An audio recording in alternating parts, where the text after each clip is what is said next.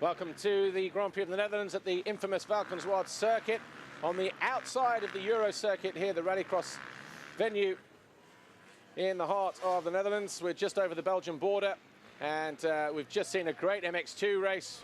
We're getting ready for MX1 race 1. My name is Paul Melling. You join us, of course, live on MX Live TV and Motors and many other networks all over the world. And there's a quick look at the new podium area just above the start line. But the Flyweight Grand Prix in Qatar and Thailand sees Tony Cairoli as the new championship leader after his faultless display in that second round. He's not quite unbeaten in 2013, Tony Cairoli, but he has certainly made the last three motos his own. Pretty similar to this place, actually, because in the last 3 years that we've been here, Tony Cairoli has been victorious, 2010, 2011, 2012. Only Max Nagel taking a moto victory off of him in those 6 races. But he has won 4 times around here, not consecutively. One of those was an MX2 victory, but Stefan Everts is the all-time winner here with 5. So Tony Cairoli will be looking to match the most wins. And it's his team leader over at Red Bull KTM Racing that has that, that accolade, if you like. But Tony Cairoli looked good in qualifying yesterday, but so too did his teammate, Ken Didika. Well, during the broadcast, we're going to be joined by Mike Kras, who was the winner from the first of the MX3 races.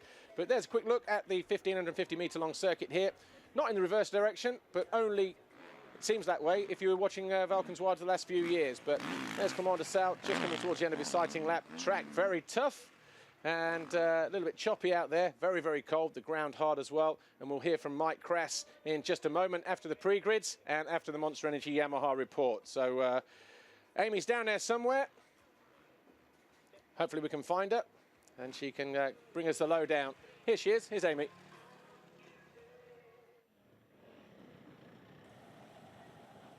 We're back down here on the start line for the first MX1 race of the day. As we've just heard from Max Anstey, it is very cold still down here. The 2 Red Bull KTMs of Ken Didika and Tony Cairoli head up the field here and are hoping to do the same in the race today with a 1-2. But before we go to the MX1 race, we're going to take a look behind the scenes of the Monster Energy Yamaha Rispanti team.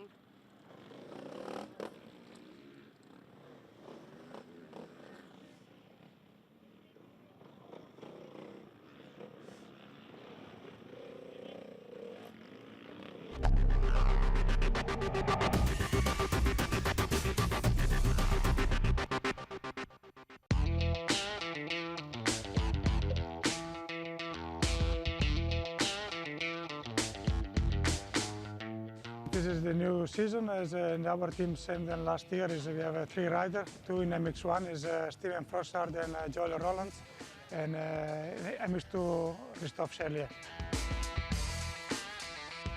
Joel Rollins, example, we have an injury last year. He started just beginning in January, riding the bike, and also for him is a new class. Last year he rode in MX2. Every week he improves a lot.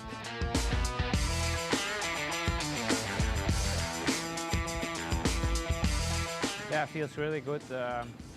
Like you say, it took quite some time to get recuperated from the injury, but now I'm feeling good, and yeah, I put in a lot of hard work during the injury, like 3 months only cycling, and then end of December I start riding again, and yeah, I try to ride as much as possible because I was missing a lot of time on the bike.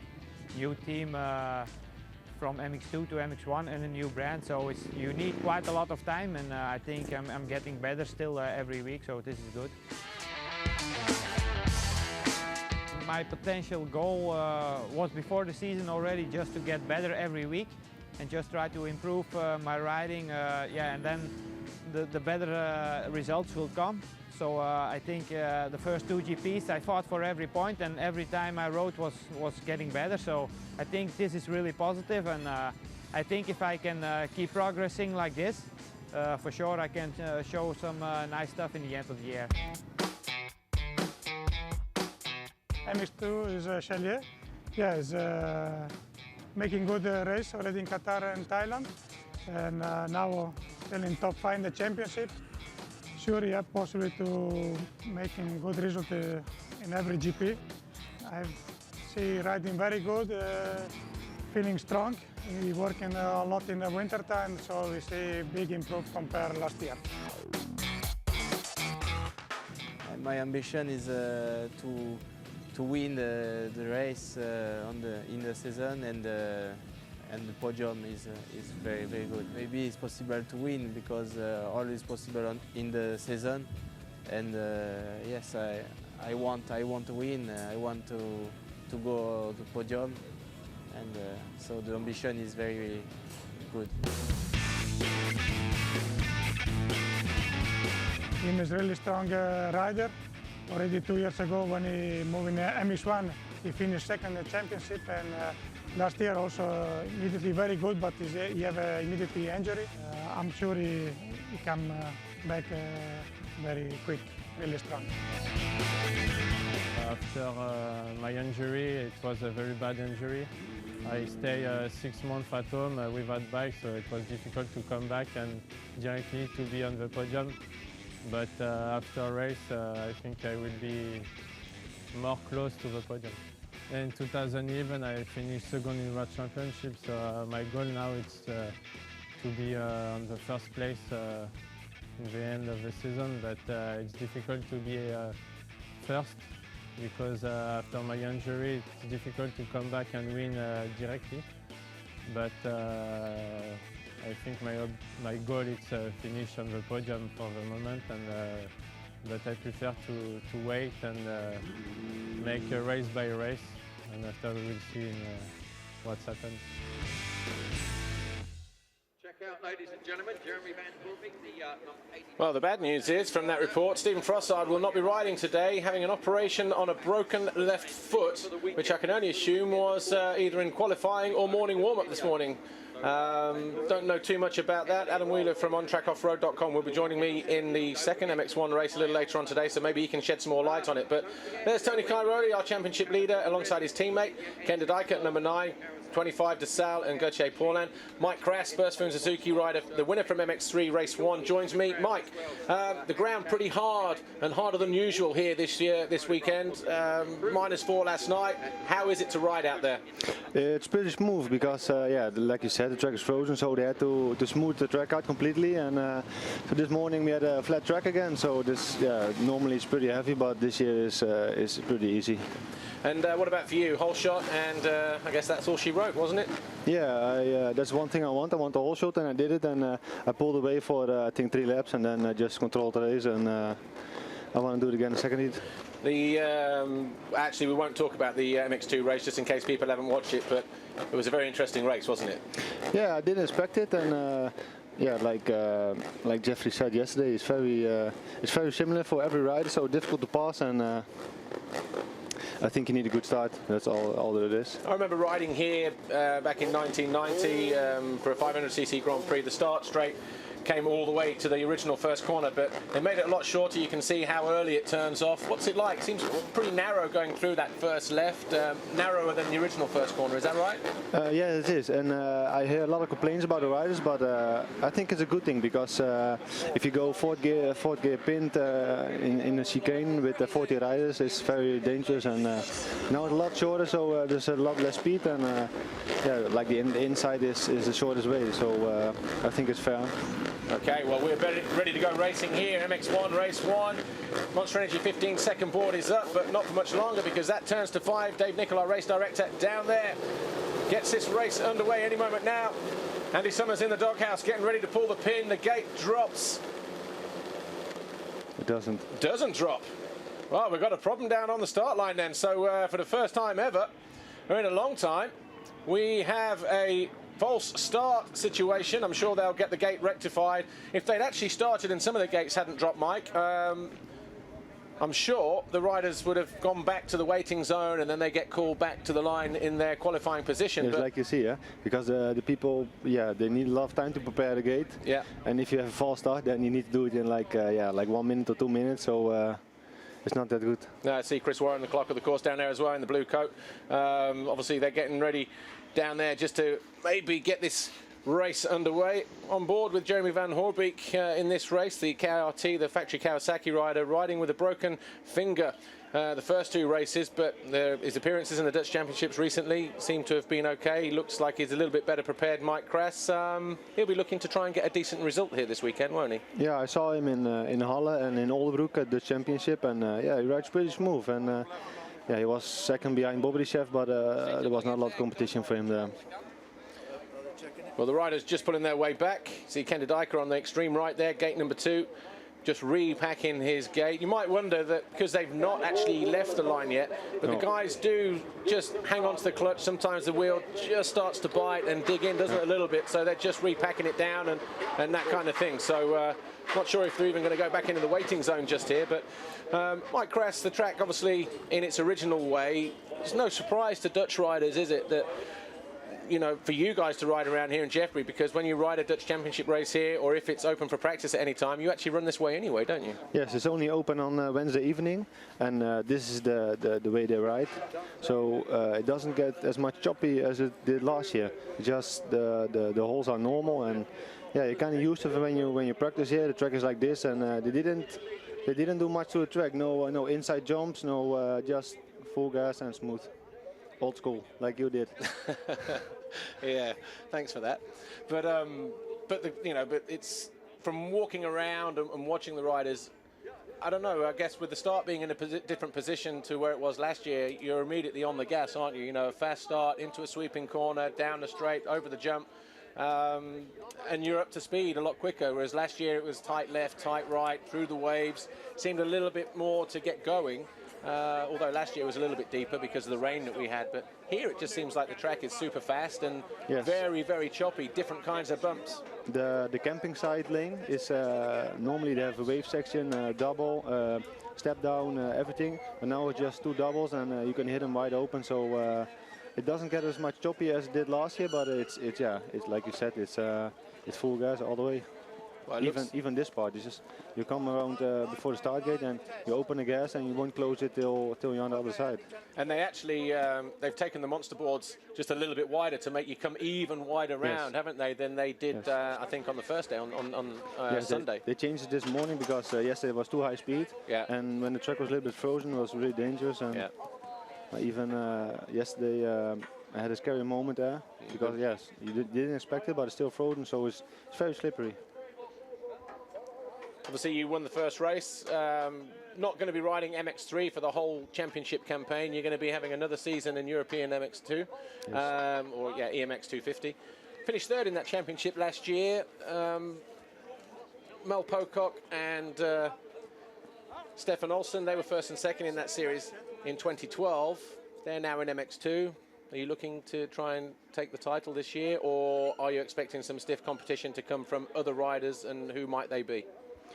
Yeah, I think there's still a lot of competition, but last year I think Olsen and Pocock were on the podium every race, and I didn't in the first round. I left a lot of points over there, and that's where I kind of ruined my season. But this year I think there's going to be KTM boys, and of course you hear every year you hear this guy's going fast and this guy's going fast, but I think we're going to have to see.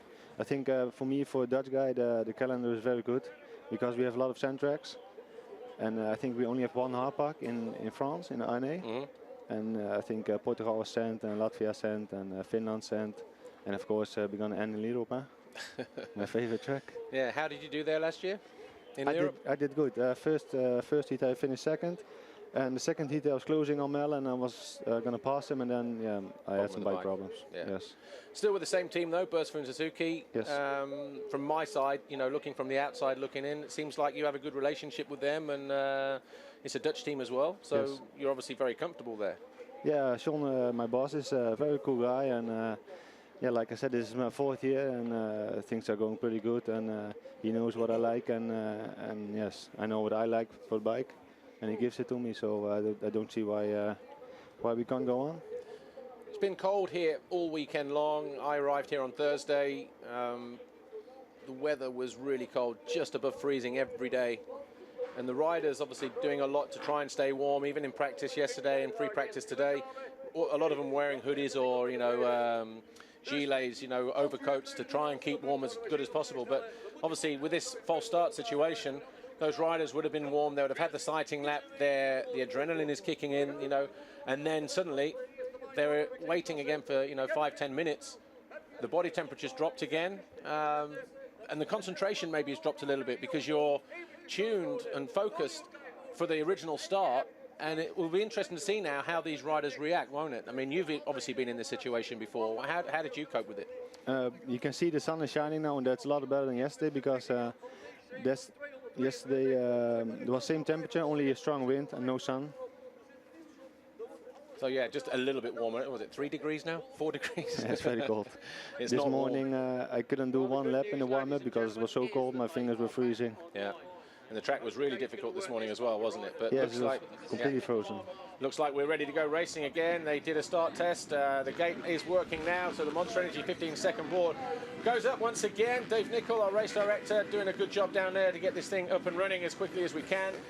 So too the guy in the doghouse, Andy Summers, Chris Warren, the clerk of the course, and of course everybody here involved in the Valkenswaard Club. 5-second board goes up. Hopefully this time we will get a race. 249, Nick Larson back in a GP for the first time this year with the 24 MX Honda team, but down into the first turn they go, and it's the two Hondas of Bobryshev and Max Nagel with Tony Cairoli just splitting the KTMs, and there was a Suzuki rider going down. It looked like it might have been DeSalle losing the front end, because here's Strybos here in 4th position going through turn 5, turn 6. Be interested. Oh, on our onboard camera, looked like Van Hoorbeek got stuff there as well. But yeah, DeSalle goes down hard, and Van Hoorbeek, our onboard camera, he looks down at the front brake to make sure all the wheels are intact and the spokes. And, well, he's got a lot of work to do right now, hasn't he, Mike Kras? Yeah, I think this is not the best position for him, but yeah, I think like he's a good rider, so I think he will go top 15, top 10. Good start for Evgeny Bobryshev, though. He leads the way on the Honda World Motocross machine. He led the first race in Thailand. There's DeSalle. He just lost the front end and went down. Want to see that again, actually, if we have another angle of it, but picks himself up, makes sure he's okay. He knows he's got 35 minutes plus 2 in which to do something. But watch Van Hoorbeek here, gets the wrong side. Obviously, either gets tagged from the back, or just, no, he just ran out of room and tried to come in and then fell down all by himself. On the left side as well, which is the same finger as he broke. But Evgeny Bobryshev, who was leading the first race in Thailand 3 weeks ago, until he made a mistake and then eventually fell off the radar right at the end of the moto. He'll be wanting to just try and get some laps under his belt here, try and stay in front of Tony Cairoli, but it's not easy to push in the early stages of the race with the track conditions being so hard underneath Mike Kras, and you know, the weather temperature as well being a little bit cold. These guys are going to need a few laps to warm up, aren't they? Yes, because it's still very cold. It looks very sunny when I see like this on TV, but when you're riding, the wind is very cold. You can see the flags waving really hard, so there's a strong wind. And you can see the jumps are rotted because it's still frozen. Yeah, if it wasn't for the fact that the ground was so hard underneath, it would almost be a perfect track today, wouldn't it? Yes, it's really dry, so that's not the problem. So Bobryshev leads, Tony Cairoli then, Honda leading the KTM. Cairoli looking to make a move early on, almost runs into the back of the Honda rider. And he's looking to switch it up here already is Tony Cairoli, desperate to get ahead of the rest of the field. Tano Leop on the Route 77 Honda is, oh, look at that, Cairoli through, nice and easy, takes the longer jump, keeps it nice and short, and already Tony Cairoli looking to put some distance between himself and the Russian Evgeny Bobryshev. Tano Leop, Route 77 Energy Honda is in 3rd place, a good start for him. Max Nagel, the second of the Hondas, is in 4th place. Kenda Dyker, teammate to Cairoli, is in 5th, and Kevin Strybos, the Rockstar Energy Suzuki World MX1 rider, is 6th, ahead of the factory Kawasaki of Gauthier Paulin, Xavier Bougsosh, Ice One Racing, KTM, and then Tommy Searle on the CLS Monster Energy Pro Circuit Kawasaki, he's in 9th. Sean Simpson is 10th. Right, Clement DeSalle, I'm not sure if we'll see it from this angle, but over on the left-hand side, appearing into view now. 3rd rider along. It was through the next turn, not the first turn, the second turn. He just seemed to lose the front end. The Dyker got squeezed up the inside, and then we just see it from this camera. This would be perfect. The problem is the left side is wide open, and the right side, as you can see, is really sharp. So I think the saw goes to the outside, and he has no room to turn anymore. Yeah. Tano Leok, I think, actually knocked him away. Just maybe pushed him aside. Gauthier Paulin was right in there as well. Maybe we'll get a better angle from it from here, because there's the South 25, and I think Tano Leop here, number 40, just behind Cairoli. Was it all by himself? Just needed it a little bit longer. Well, there's Tanel Leok, number 40. He is now in 4th place, I think, because Kenda Dijk's found a way through. We'll have to wait until they come back over the line this time around, but good start for Tommy Searle. Xavier Bourg, who's riding with a slight foot injury, an ankle injury, picked up recently, possibly in a French Championship race, I don't know, but Tommy Searle, MX2, runner-up last year to Jeffrey Hurling's first year in MX1. MX1 is a tough class now, isn't it, Mike Kras? Yes, it's really a strong pack with a lot of riders, and I think the best riders in the world are in this class now. Do you have any ambitions to go back to MX1 in the very near future? Obviously next year, or this year, you're European MX2 250, but after that, what do you think? Yeah, I think so, because the 2013 Suzuki 450 is a really good bike, and before I rode on the 2012 and it wasn't my kind of thing, but now yeah, I have a perfect bike, so maybe next year we're going to see if we can try the MX1 class. Okay, well look, just let's get back to the race here. 2:02.1, fastest lap of the race so far. Race leader Tony Cairoli just over a second clear of Evgeny Bobryshev on the Honda World Motocross machine. Kenda Dijker is now 3rd, Tanel Leok is 4th, Nagel now dropped to 5th, Kevin Strybos 6th, Gauthier Paulin 7th, Xavier Bourg is 8th. As we look at Strybos there, number 22 in 6th position on that yellow Suzuki. Then we've got 9th place Tommy Searle, Sean Simpson on the Ritchie Racing TM is in 10th, and Joel Rouland's Monster Energy Yamaha, David Philippart's on the Garibaldi Honda is 12th, Quarrigan STR KTM 13, August Just Latvia Elksny Honda is 14th, the Sal up to 15th already ahead of Rui Gonçalves, Van Hoorbeek, Mark de Ruwe, Eric Eggins and Nick Larson down in 20th position, and then just behind them we have just outside of points, Mattis Caro making his return from injury, of course.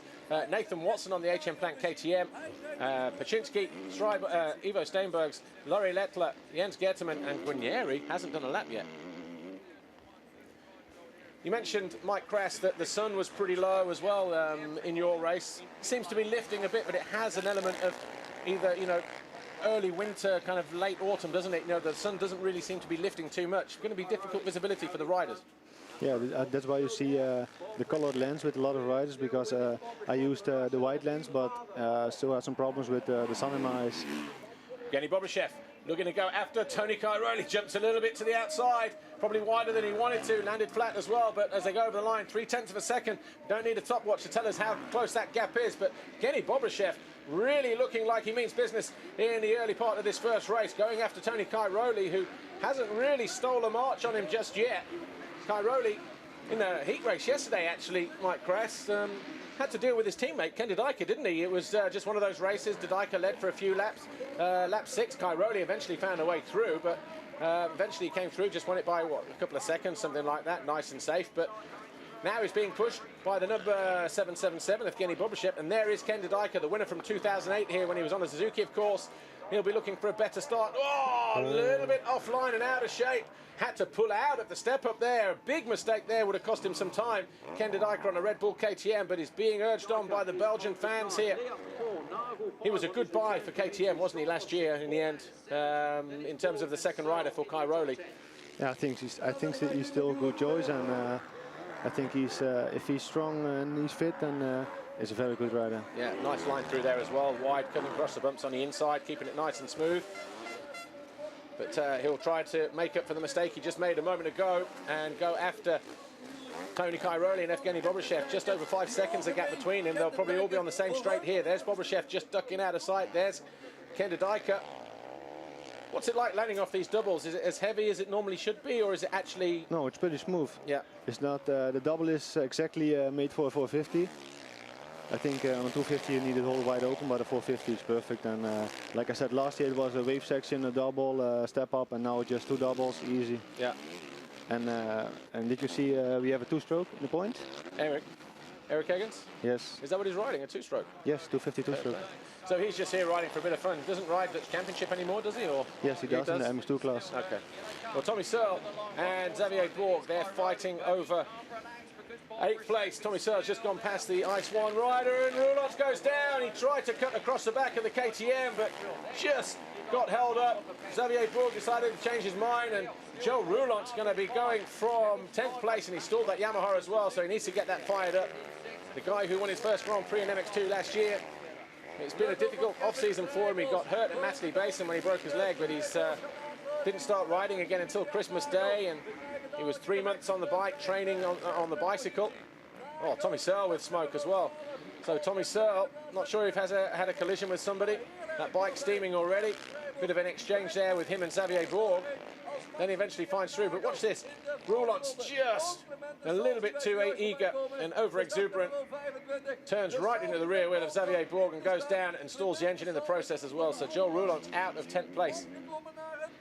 Jeremy Van Hoorbeek now up to 14th after crashing on the first lap through this left-hand turn. He just ran a little bit wide and just ended up falling over all by himself. This is the most frozen part in the whole track. The waves over here, just completely frozen still. And dark as well, so the sunlight's not getting there. So you go from the bright sun to the dark. You cannot see the ruts, because I walked down there yesterday, Mike Kras, and it was, you know, a lot of lines, different ruts, and some would pitch you high, some would pitch you to the left or to the right. So I said that in the maybe in the MX2 commentary or even in the MX3 commentary, that, you know, that was one of the most difficult parts of the track just because of that reason. Yes, the whole track I was pushing it, and that part of the track I just tried to relax and not to crash, because it's a tricky part. Max Nagel obviously didn't ride in Thailand, had all kinds of bacterial stomach problems. He had an infection from food poisoning. So he's back here this weekend. Of course, he won a moto here a couple of years ago when he beat Tony Cairoli. Cairoli still won the GP, but Max Nagel, number 12, in 5th place for the Honda World Motocross team, going after Tadao Leox. Route 77 Energy Honda, Motovision Racing Development, MVRD. Chamberlain boys turning out a good motorcycle there for Tadao Leox, but we're getting ready to go down to pit lane in a moment to speak to Honda. And obviously they'll fill us in on some progress about Evgeny Bobryshev and Max Nagel. But Bobryshev at 2nd place at the moment, 2 seconds down on Tony Cairoli, our race leader. Max Nagel, he's in 5th. We're going down to pit lane. Joining me down in pit lane, a very proud Lorenzo Resta. 2 good performances from the Honda bikes out there. Can I tell you that my heart rate at the moment is a bit higher? What I can say is a superb race for the moment in a superb scenario. It's fantastic to race here today. Bobby is riding very, very well, like he can do in the sand. Max is recovering well, and he shows that he's coming back. So I cannot be happier for the moment. Thank you. Thanks, Lorenzo. Yeah, good to see the Honda boys up there in this Grand Prix so far, but still a long way to go. What have we got? 23.51 on the clock plus 2 laps. Not easy when you've coming back from an injury or anything else like that. Max Nagel, Mike Kras will be just looking to get some points, won't he? Just to get back into feeling like he's actually entered the World Championships. It wasn't great for him in Qatar and in Thailand here. In Thailand 3 weeks ago, didn't even make the race. So this will be kind of new to him again, won't it? The other guys work pretty hard. So if you have to come from a lot of distance, then you need to work even harder. And sometimes it's not possible to ride 7 days a week. So I think. You need to know what you're doing, and you need to work a little hard. Just saw Commander Sal sweeping down the hill in the background a moment ago, now in 11th place behind David Philippart, Xavier Bourg and Tommy Searle. Looking at Gauthier Paulin. Paulin, who sits 3rd in the championship at the moment, 9 points behind Commander Sal. He's battling for 6th place with Kevin Strybos on the Rockstar Energy Suzuki there, the yellow machine. So Gauthier Paulin and Kevin Strybos, I thought actually, I mean, he's riding good. He's there in 6th position, but maybe just needing a few laps to get into it. A rider who likes riding in the sand, has performed here well in the past as well, but, you know, it's just one of those scenarios, isn't it? Maybe it's just really, really cold out there. The riders are feeling it. Clement de Sal there, 25 now, all over the back of the 19 of the 2008 World Champion. David Philippart on the Garibaldi Honda. He's going to have de Sal coming by him any moment now. Tommy Searle's bike looks to have stopped smoking, which is a good thing as far as the mechanics are concerned down there, and also for Tommy.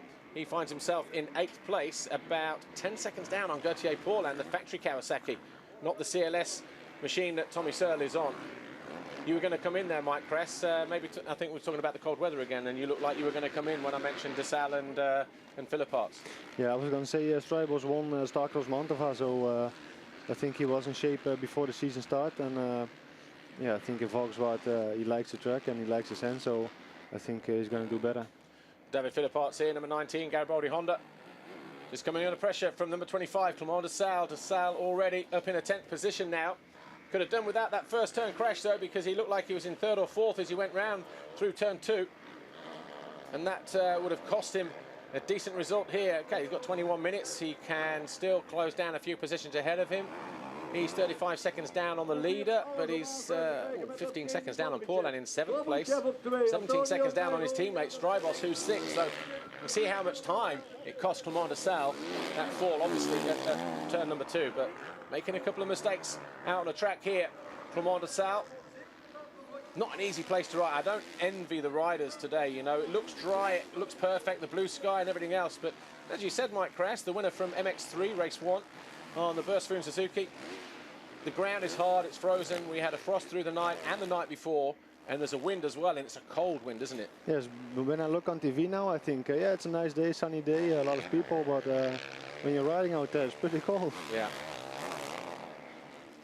This part of the track doesn't look great, does it? You know, in terms of how choppy it is. Horrible braking bumps. Those bumps are going to be really hard as well. And it's a fast straight. That's where Hurlings crashed yesterday in the heat race. Went straight through the fence as the back wheel got pitched up. He couldn't brake.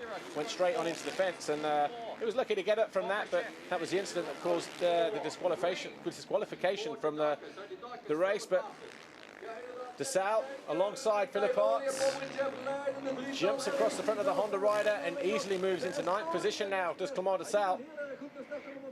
The rider just ahead of him is Tommy Searle. And how far is he? Only about 2 or 3 seconds further up the track. So de Sales, a good recovery from him. Hurlings had a nice line through there. He was doubling up onto the bank and then turning, so missing all the other holes instead of turning through.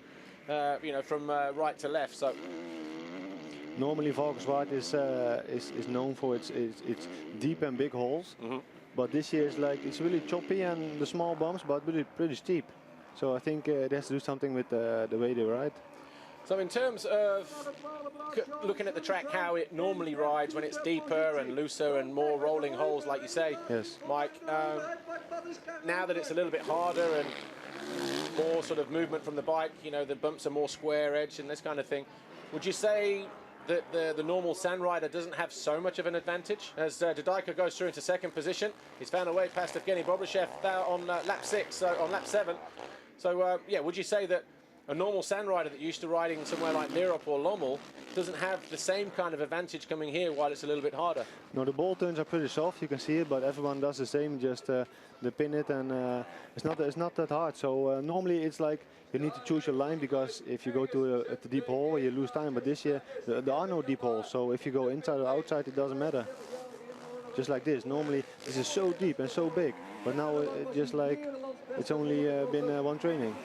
Looking at the timing screen, Tony Cairoli goes to 2:04.2. Ken Dudajka now 2nd, 2:03.4, so 3.2 seconds down. Ken Dudajka going after Tony Cairoli for a victory here in his first race. I was talking to somebody yesterday, they asked me if Ken Dudajka is in a position to win the race or win the Grand Prix and Tony Cairoli is behind him, do you think he will move out of the way for him? I went, maybe anywhere else, but not here. You know, I can't imagine it anyway, but, you know, Ken wants to win again. There you go. Nice double there from Gauthier Paulin. Ken Dudajka wants to win again, doesn't he, Mike Kras? Yeah, I think so, but I think also Cairoli is so strong in the end that he can give it that extra push and still pass Ken. So I don't think Cairoli is in danger. Gauthier Paulin, number 21, Factory Kawasaki, currently in 6th position. Strybos there, yellow Suzuki. Rockstar Energy Suzuki just behind him in 7th. Tommy Searle now coming under pressure from de Sales for this battle for 8th place. So the CLS Monster Energy Pro Circuit Kawasaki, number 100, Tommy Searle, finds himself with a rear view mirror full of number 25, yellow Suzuki of Clément de Sales. Big ruts coming out of there, yes, and they're quite solid as well, aren't they? Because it's still frozen over there. And de Sales easily through on Tommy Searle. As he goes through, maybe that left side is better at the moment. The sun just starting to soften up on the left side. But yeah, deep ruts, hard ruts. I mean, they're hard here anyway, but yeah, the ground really frozen, you know, those few corners. Looks like a pre-season international race, doesn't it, the track? The one thing I noticed is that normally you can't sit anywhere in Valkenswaard, and the morning heat I did, I was sitting everywhere because it's still pretty smooth. Strybos up the inside of Gauthier Paulin, so that puts Strybos up in the 6th place. Paulin gets pushed back to 5th. There's Max Nagel just ahead of them. Tried to double his way down. Gauthier Paulin just getting it wrong at the end, did he? No. Just holding on. So Paulin just hanging on to 6th place there, it seems. Tommy Searle now being pushed back to 8th place. Who's that in the background? Philippe Arts on the left-hand side on the Garibaldi Honda. Number 19 going after Searle. Seems to not make good starts at the moment. David Philipparts has to spend a lot of time working through the field as he looks to carve up Tommy Searle. Almost runs wheel to wheel with the Brit on the number 100 machine. Mike Kras, yeah, go. This morning they made like this, the machine, 2 turns. Yeah. But the most corners are just, they're completely gone, just 1 ball turn and that's it. Yeah. Do you prefer the 2 lines in some parts on the track? Not this morning because it was frozen, so it was a little bit choppy, but now you can see it's soft, so it's 1 big ball turn. 8 laps complete. Tony Cairoli now 2.3 seconds clear of his teammate Ken Dodajka, so that gap coming down by about a second that time around. Bobryshev still third on the Honda World Motocross machine. 4th is Tanel Leok, 5th Nagel, 6th Paulhan, 7th Strybos, 8th South. Tommy Searle here, number 100, under pressure from the number 19, David Philipparts for 9th place. Oh, and Philipparts, a big crazy leap down the outside, almost landing on Tommy Searle. Probably feels he's being held up by the green Kawasaki, but he looks like he's a man in a hurry. David Philipparts. Brave man to go around the outside, but he gets good drive, good power. Is he going to make the pass at the top of the hill? A little bit out of shape at the bottom. There's some horrible holes there right at the bottom. And he's a man in a hurry at the moment is Philipparts. Tommy Searle just takes a look over and says, okay, if you want it that much, you can have it. Don't want to get involved. I don't want to be taken out. I'm happy to just take some points at the moment. And sand, obviously, not Tommy Searle's favourite condition, so looking to pick up points. Dodajka closing on Tony Cairoli. Nothing in it between those. It was 2.3 seconds. Cairoli not looking back just yet, but he will know that Dodajka is there. Both the KTM boards will go out at the same time. Look at that, 1.2 seconds now, the gap. I don't think it's a problem because Tony knows Ken is not going to take him out. So no, he won't take him out, but he'll still want to go for the win. And even if he's only good for 1 moto and he takes a race win, you know, to sacrifice winning the overall with a reverse result in the second race, he's going to want to go for it, isn't he?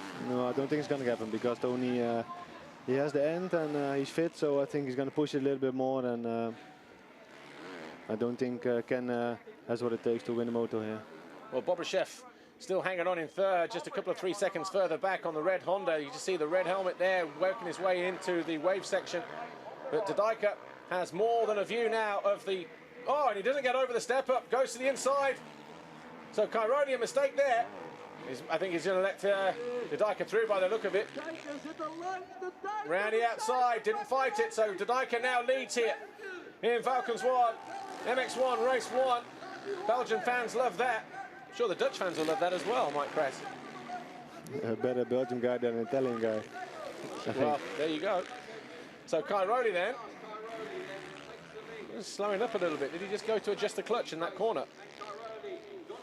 Already losing too much time, but as we've seen before from Antonio Cairoli, the 6-time world champ and current points leader, the defending champion, we've seen with 5-10 minutes to go, he can just flick the switch, go when he wants, and pick off positions and race wins just when he feels like it.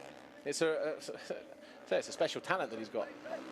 I think he's going to look what where Ken is riding and what he does and where he's better. Yeah. And then 5 minutes ago, he's gonna pass him back. And he's very clever like that. Is Tony Cairoli, has the ability just to.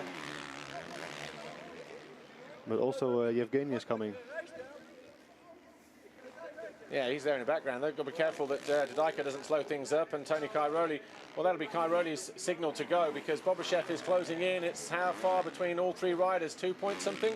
3.1 seconds. So there they are, all 3 riders, first, second, third. Ken Dodajka, Tony Cairoli, Evgeny Bobryshev. Well, if Lorenzo Resta's heart rate was through the roof of pit lane about 10 minutes ago, it's certainly going to be like he's entering the hill climb in the Tour de France any moment now, because with Bobryshev there in third place, looking at closing in on the 2 guys ahead of him, the 2 Red Bull KTMs, he'll believe that it's possible for him to maybe even get a second place finish, even a win here. But as we've said, you can't take anything away from Tony Cairoli. He's just been caught by Ken Dodajka.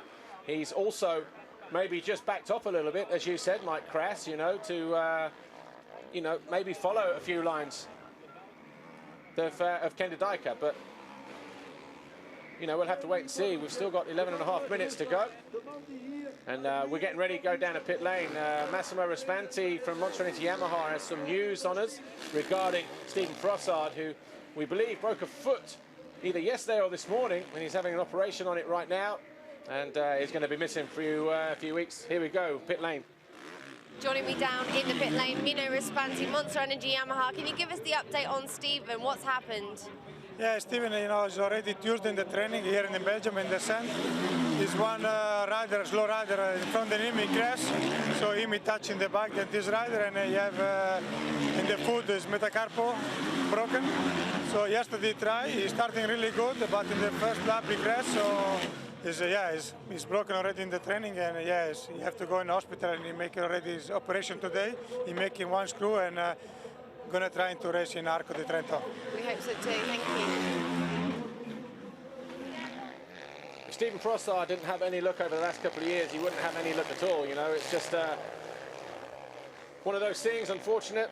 Training incident, landing on another guy, and picking a foot injury. Tried to ride yesterday, but realising that it wasn't good enough. So watch this, Gauthier Paulin, just a moment ago.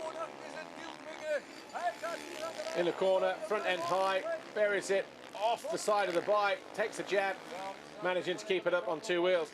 For people at home, Mike, who've never ridden a motocross bike and therefore never ridden in the sand, the difference between riding hard pack conditions and the sand completely different. The body, the riding technique is completely different there, isn't it? And we saw Gauthier Paulin just standing up the whole time, even through that corner where normally he'd be sat down. But there is a risk, isn't there, when you stand up like that? Yeah, because you need to have a lot more balance, and when you sit, you're close to the bike, so you have more grip, you have more power. De Dijker's gone. Ken De Dijker trying too hard too soon, crashes in the wave section. Mike Kras, you called it, that's the most difficult part of the circuit. In the shade, it's still frozen, and there's a lot of ruts in there. You took your time through there and pushed everywhere else on the racetrack. Ken De Dijker throwing his lead away. He was 1.6 seconds clear of Tony Cairoli. Has he lost out to Bobryshev? I think he has as well. Unfortunate for him, there's Bobryshev just at the top of the hill, so he'll be going after Tony Cairoli now. Here is the race leader, here's the battle. And sorry to call to drop in over the top of you there, Mike Kras, just a moment ago, but Cairoli finds himself back in the lead, and maybe he'll look to pull the pin now and drop Evgeny Bobryshev, because, well, there's Bobryshev already just behind him anyway, about 3 seconds further back. So Tony Cairoli looking in control at the moment, but a mistake from Ken De Dijker. Let's see, didn't see the whole crash. Back end's come around on him though, hasn't it? Hit a rut wrong, jumped short. So Ken De Dijker going to have to wait a little bit longer for that race win. Tony Cairoli takes a look over his shoulder. Yeah, Mike. Okay, Mike, you're going to get ready. Thanks for joining us here. Thanks for the time down here and everything else and your insight on the circuit. But good luck for the second race a little bit later on. It's after MX1 race 2.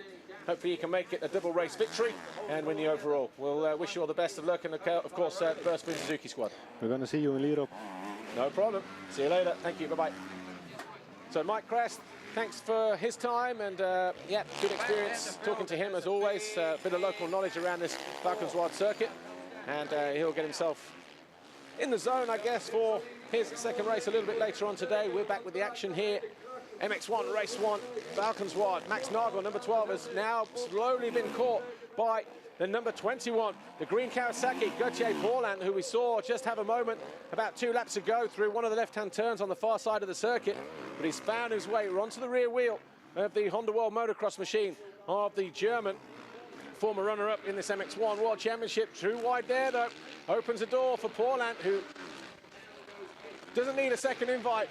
He runs wide himself there. Nagel tries to get back alongside the Frenchman, but can't see Nagel going back after Paulin, not with 7 minutes to go, unless, of course, the Frenchman makes a mistake. But Cairoli now 4 seconds clear of Evgeny Bobryshev.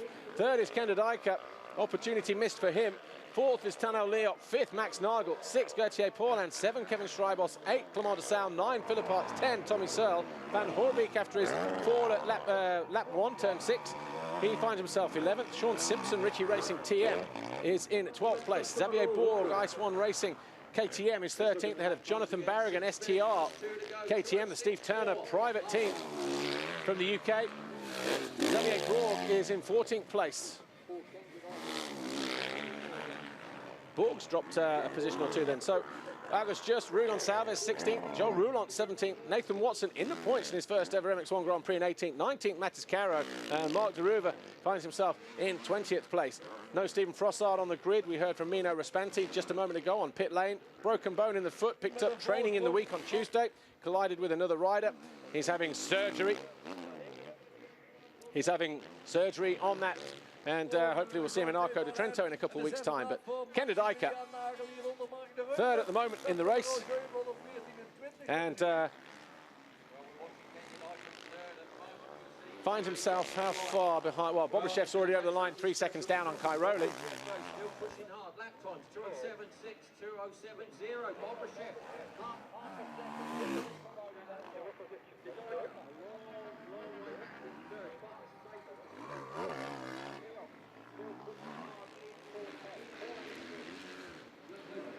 So Ken de Dijker, 5:25 on the clock, plus 2 laps.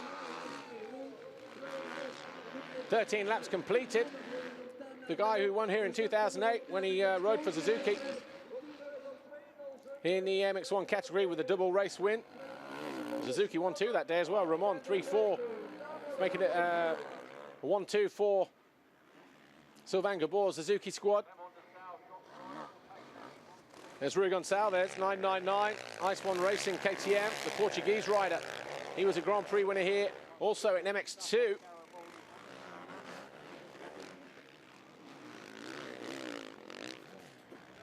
That was in 2008,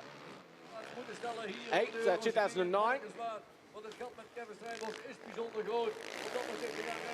Finds himself in 16th position. Didn't see him too well placed at the start of the race. So it looks like it was just a bad start for Rui, and maybe just struggling to find his rhythm around here. But Xavier Borg, his teammate, just ahead of him here, 121 in the red and orange. August just between them, number 95 on the Latvia Elchny Honda. So the guy in the middle from Latvia getting some good points here, actually. 19th in the championship, so he scored 9 points so far this year. So it looks like he's been busy during the winter period, training, working hard, August Just. But Rui Gonçalves finding a way through, 999 up the inside, going after his teammate, Xavier Borg now. Cairoli, though, in control at the head of the field, 4.2 seconds clear of Jenny Bobashev. The Honda World Motocross rider. Gonçalves making it hard work for himself in his first race. He do with a better start in Moto number 2, but in qualifying yesterday, Gonçalves gate number 20. So that might explain some of the reason why. Gauthier Paulin, workman-like performance from him in 5th place. Found a way past Nagel now, having found a way past Strybos eventually. Strybos was proving to be quite a tenacious competitor. Haven't seen too much of this guy. Number 40, Tano Leo on the Route 77 Energy Honda. Still in 4th place, making the most of that good start. Doesn't get up over the step up though. Remember, he started about 5th in one of the races in Thailand and then threw it away. Just tagged the rear wheel of de Dijker's KTM through the left-hander after the big double jump and had to work hard to get through the field. But so far, so good for Tano Leo. No stranger to riding in sand. He was based out here riding Dutch Championship for many years before moving to England for a couple of years and then back over here. So has access to all of these tracks. He would have raced them a few times. If you ask him, probably the sand is his preferred choice. Jeremy Van Hoorbeek, likewise, was working hard during the winter. His pace was good. Then he broke his finger, all wired together. So the grip and all that kind of thing, not easy for him, but also making it hard work, falling at turn 6 on the opening lap through the little chicane. Turn 5, the left-hander just before it. Van Hoorbeek. Is that Tommy Searle? No, back marker just ahead of him.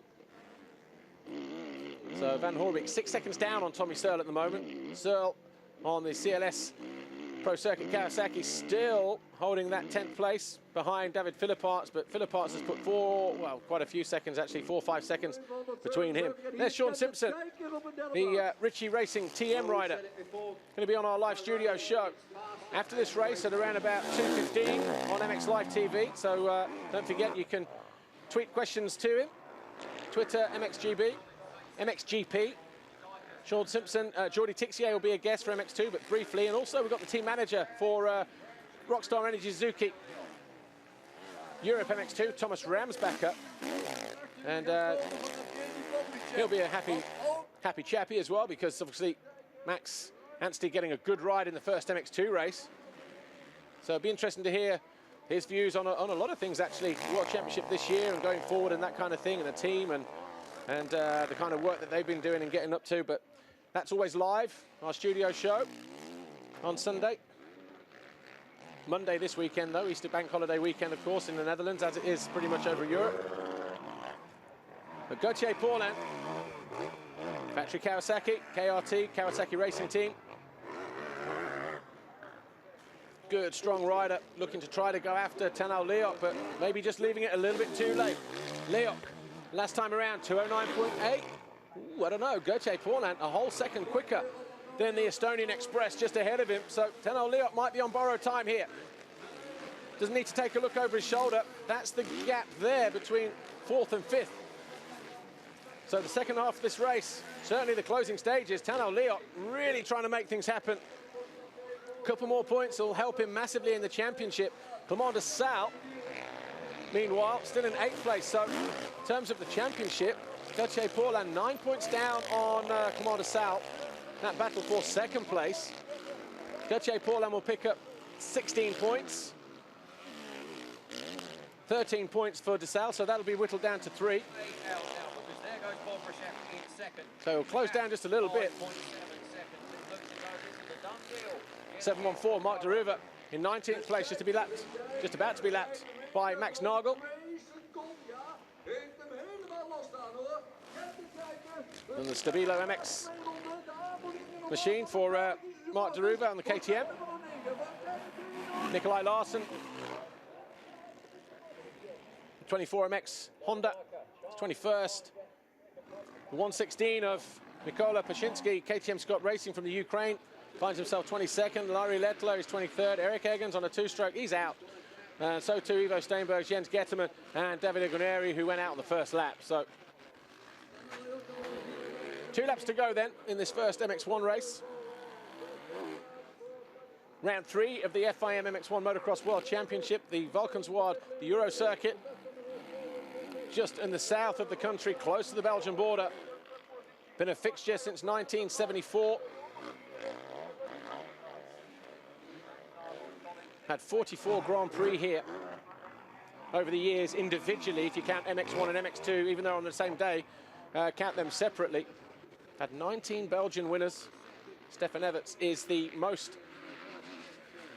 rider with the most wins with 5. 4 of those in 250. 1992 on a Suzuki. 94, 95 for Kawasaki, 96 for Honda. And then in 2004, MX1 for Yamaha. Rider down, coming out of the turn. That's looks like Watson, Nathan Watson. So Watson, who was down in 19th, finds himself picking himself up off the ground in 20th place. So hopefully he'll be able to hold on to that 20th place and a single championship point.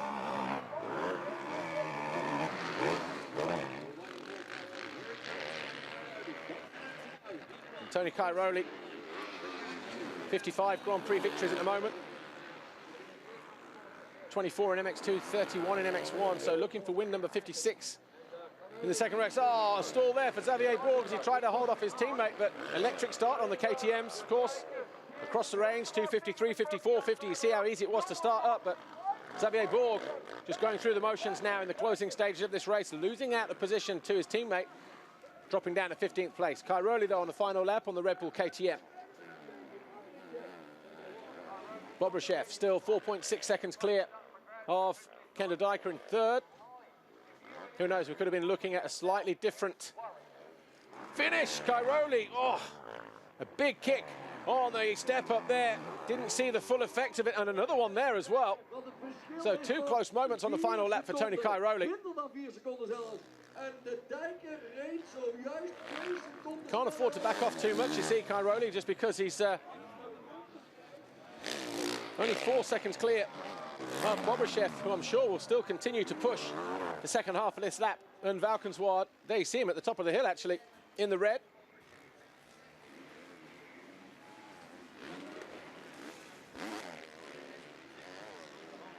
Back straight for the final time. There is Bobryshev. Cairoli on the right with the yellow helmet. He's our race leader. There's Bobryshev in second to Dijker. So Bobryshev can't afford to relax either. So the first 3 guys are really going to come home less than about 4 or 5 seconds apart after 40-odd minutes of racing.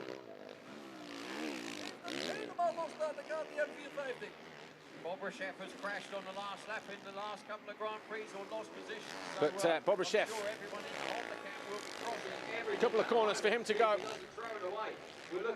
He's looking at second place. That'll be his highest place finish in a championship. He was 5th and 4th in Qatar, 18th and 11th in Thailand. But Tony Cairoli is going to take the checkered flag and wins Moto number 1 here in Valkenswaard. Bobryshev on the podium in second, and Dijker should take third. But it looks like Dijker's gone missing in the background. Has he crashed in the final turn, Dijker? Trying just a little bit too hard there. Certainly the commentary have gone a little bit crazy, but yeah, Dijker maybe just backed off, realised it wasn't on that second place. So no crash for Dijker, just just backing off. Now of this week's Get a Tenner award, please accept your check. Here we go. Oh, money. No? Oh, money. No money. I think it's €250 for a whole shot award. Kenny Bobryshev. Normally we'd probably grab a quick interview, but obviously due to the original false start here, just having to get things moving along. Podium's going to be quite tight as well, but yeah, not the podium, but the race interviews. Cairoli, Bobryshev, and Dijker, they were your top 3. But good ride for Cairoli, eventually settled himself down. Great for Bobryshev and Honda World Motocross, because finally 2 finishers inside the top 6, because it was Bobryshev to Dijker, Leok, Paulin and Nagel. Strybos 7th, DeSalle 8th, Philipparts 9th, Tommy Searle 10th. We're looking at Van Hoorbeek as he comes over the line, almost there in 11th. But a great win for Cairoli. That's 4 wins out of 5 races in 2013.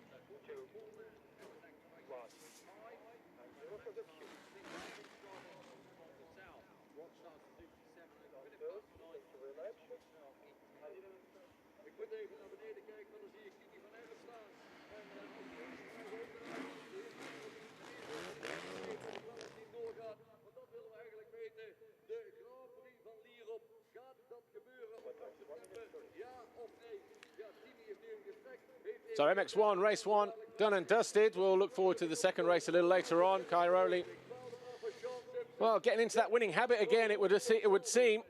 In 2013, the early stage of the World Championship, 5 wins out of 6. Just a 3rd in the first moto in Qatar. 2nd overall there, of course. Overall winner in Thailand.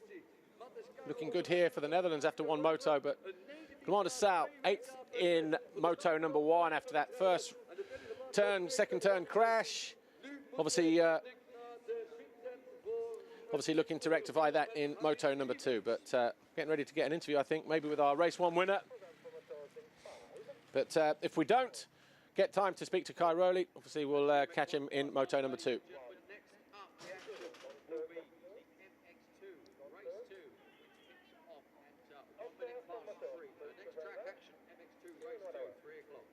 On MX Live TV, here we are with Tony Cairoli.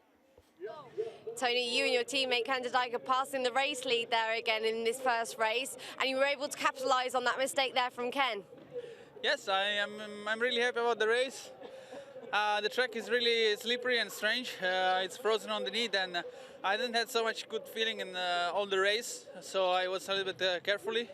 And yeah, I just was waiting a little bit, and Ken was riding really fast, but he made that mistake, and then I was allowed to pass, and yeah, I win the race, so I'm really happy. And I hope I can win also the second moto and continue on this good shape that always in this track I'm always on the podium. So thanks to Holland, and I also wear some Dutch colors for this this race, so it's good. Well done. We'll hopefully see you again later. Yeah, Dutch colours, complete with orange goggles around the neck as well, and the Dutch flag riding pants. So obviously doing his best to endear himself to the Dutch fans here, despite living in Lommel, just down the road, about 20-30 minutes from here. Kenny Bobashev was second. He was excited that he picked up some money for getting the Athena Whole Shot Award. I'm sure he'll be equally excited with second. Here he is with Amy. Bobby, great job from you out there. You took the whole shot and you look very happy to be up here today. Yeah, you know, to be honest, I was waiting this moment to say like hello to my baby and to my wife and just say how I love them. So, you know, like, and just hello because they're watching me now.